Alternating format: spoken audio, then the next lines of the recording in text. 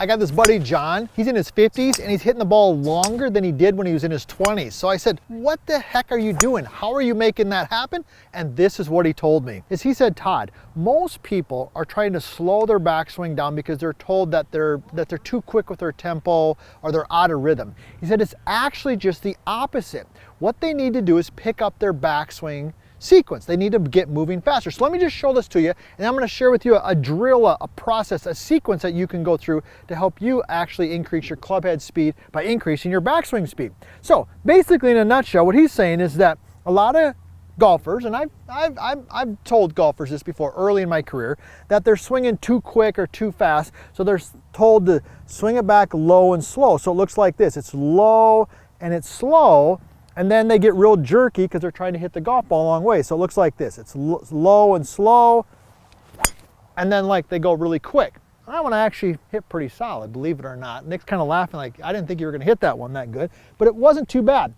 Now, what we do know though, through science and understanding, is that the faster the club gets going early, the easier it is to maintain that coming into the golf ball. So let's walk through a couple steps. We call this the counter backswing sequence, and this is how it's going to help you increase your backswing speed. So basically, here's the first step. What you're going to do is I'm going to have you take your regular stance, and you know we love our 3-setters, and you're going to take the club and you're going to put it right out here in front of you.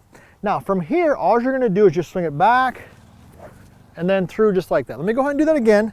Notice where the club's at. I'm going to give you a little tip in a second if you tend to slice the golf ball with your driver. I got something coming up for you here. But put it out in front, swing it back, then through. One more time, I like to do my 3-setters. Now what's happening is that, and I'm going to go ahead and just step in there and hit one. Here we go. Okay, that was a little quicker already. Now what happens is that when we put the club out in front like this, it gives us more runway.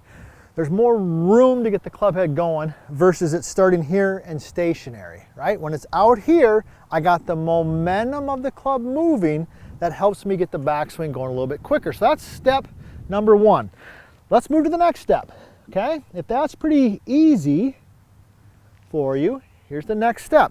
What you're gonna do now is you're gonna take your setup, and we'll talk about the slicing here in just a second. We're gonna put the club in front, but this time you're gonna take your lead foot and bring it back to your trail foot. So I did that setup, club in front, bring this back. Now this time, I'm gonna swing it back, and as I start to swing forward, I'm gonna step. Let me do it slow first. So here we go, setup, club in front, bring it back.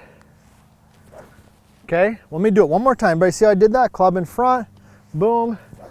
Okay, now let's go ahead and I'm gonna step in here, and I'm just gonna hit a shot. Ooh, that was better yet. Now, why does that work? Because if you followed any of the vertical line swing system, or you've read the book, The Bad Lie, you know that one of the power sources is transfer of weight or shifting of power from side to side. It's one of the cornerstones of the program that we teach. And by having my feet together and stepping forward, that gets my weight going forward in momentum with the golf club and everything together, all right? Now, let's talk about the third step. And then we're going to talk about that slice. How does that sound, Nick? Does that sound like a good plan?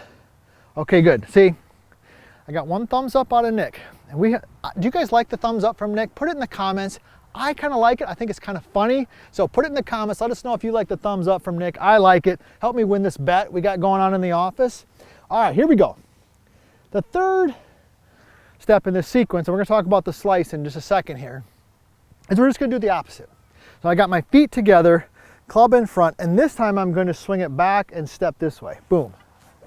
Now this one might feel a little bit more natural to you, and what we're doing here, boom, one more, get my 3-setter, is I'm loading the trail foot. Okay, so I'm increasing the speed with the momentum. I'm learning to load the trail foot. Here we go. Now I've done a 3-setter. I'm just going to hit one, load, load. Oh gosh, I can feel the speed is picking up. So that's kind of the sequence.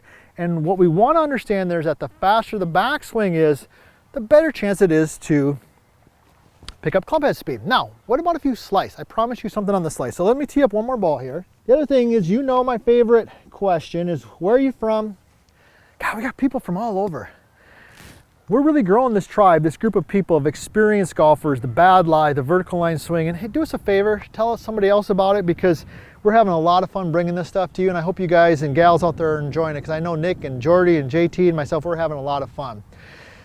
Now, what if you slice it? What if you slice it? So here's what I want you to do. Let's go back to step number 1.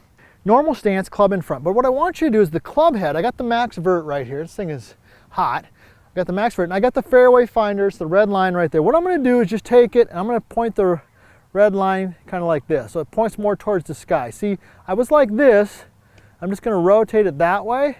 Now, what that does is that actually, of course, closes the club face. It releases the club face squares. I did a video on this, matter of fact, not too long ago. But the other key thing is notice where it's at. See how it's out here in front of me? It's not over here. This would be bad. Okay, this would be good. Even better. See that? So let's do that. Let's tie that. So this is for you if you want more club head speed and do slice the driver. This is going to fix it. Here we go. Let's tie this together. Normal stance, club in front, rotated, all right, back and through. Notice how I even have it up in the air. Good, there's 2, 1 more, 3 setter. Boom, all right, let's tie that together. Here we go. Let's get some speed in that club head. Let's get that shifting of weight. Let's take that information that we learned from John and really get some club head speed going. Oh yeah, God, I love that. Now that we got that part of your game dialed in, check out my next video. And if you want to personally work with us on your golf game, check out vlscoaching.com.